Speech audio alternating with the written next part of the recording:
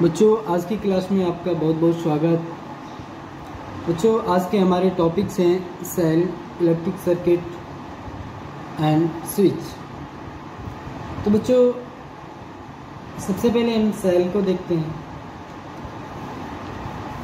जैसे कि बच्चों हम जानते हैं इलेक्ट्रिक करंट को हम कई तरीके से प्रोड्यूस कर सकते हैं या कई तरीके से हम क्या बना सकते हैं।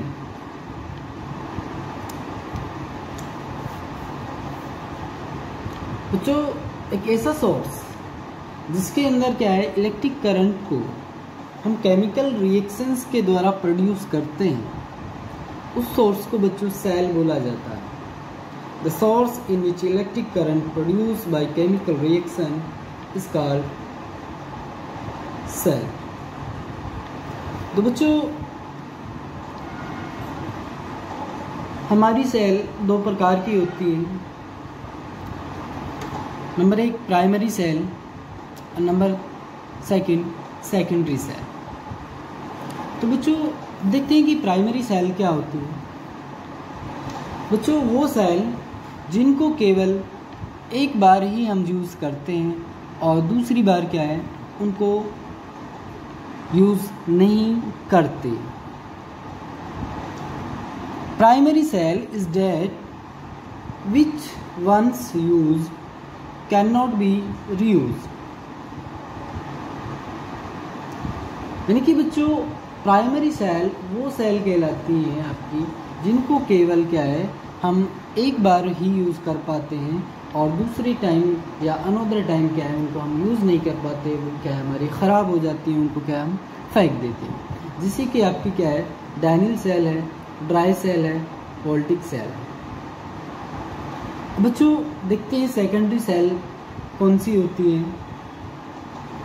बच्चों सेकेंडरी सेल उनको बोला जाता है, उन सेल को बोला जाता है जिन सेल का हम बार बार यूज़ करते हैं, यानी कि जिन सेल को क्या है बार बार रीयूज़ करते हैं।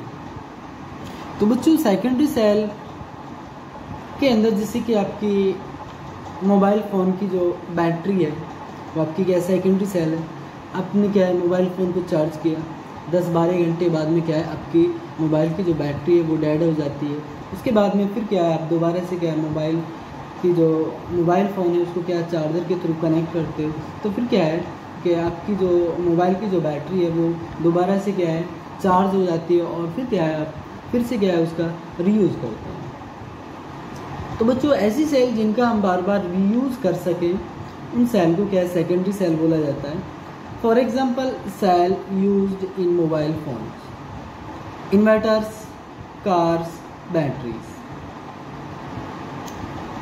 अब बच्चों आते हैं इलेक्ट्रिक सर्किट के ऊपर कि इलेक्ट्रिक सर्किट क्या होता है।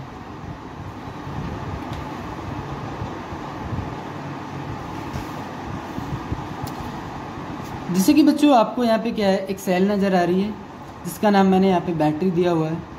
इस बैटरी के पास में दो टर्मिनल्स हैं, एक आपका पॉजिटिव है, एक आपका नेगेटिव है। जब बच्चों आपकी जो इलेक्ट्रिसिटी की सप्लाई पॉजिटिव टर्मिनल से स्टार्ट होती है, ये आपका क्या है यहाँ से इलेक्ट्रिसिटी क्या है पॉजिटिव टर्मिनल से स्टार्ट हुई, बीच में क्या है स्विच पड़ा, स्विच के बाद में बल्ब है, उसके बाद में फिर ये क्या है आपका ये आपके नेगेटिव बैटरी के नेगेटिव टर्मिनल से क्या है आपका बल्ब यहाँ पे कनेक्ट है। तो कहने का मतलब ये है कि बच्चों जो करंट है आपका वो फ्लो करेगा आपका पॉजिटिव टू नेगेटिव टर्मिनल। बच्चों यहाँ पे जो है स्विच है ये आपके सर्किट को कंप्लीट और ब्रेक करने का काम परफॉर्म करेगा। तो बच्चों क्या है कि यहाँ से जैसे क्या है इस बल्ब को मैंने क्या है दो वायर्स के द्वारा और क्या बैटरी से कनेक्ट करा, तो यहाँ से क्या है कि जो इलेक्ट्रिसिटी है वो पॉजिटिव टर्मिनल से क्या है सप्लाई होगी और आपका क्या है बल्ब जलने लगेगा। तो ये क्या है कि इलेक्ट्रिक सर्किट क्या है बच्चों एक तरीके से क्या है इलेक्ट्रिसिटी की सप्लाई का एक पाथ है, एक रास्ता है जिस रास्ते के द्वारा क्या है हम इलेक्ट्रिसिटी की सप्लाई करते हैं, उस रास्ते को क्या है बच्चों हम इलेक्ट्रिक सर्किट बोलते हैं। बच्चों यहाँ पे क्या है इस सर्किट के अंदर क्या है स्विच है, स्विच क्या है, एक ऐसी डिवाइस है जो क्या है किसी भी सर्किट को कंप्लीट या ब्रेक करती है। जैसे कि यदि मैंने क्या है स्विच को ऑन करा तो ये क्या है कि ये सर्किट क्या है कंप्लीट हो गई। अब क्या है बल्ब आपका जलने लगेगा।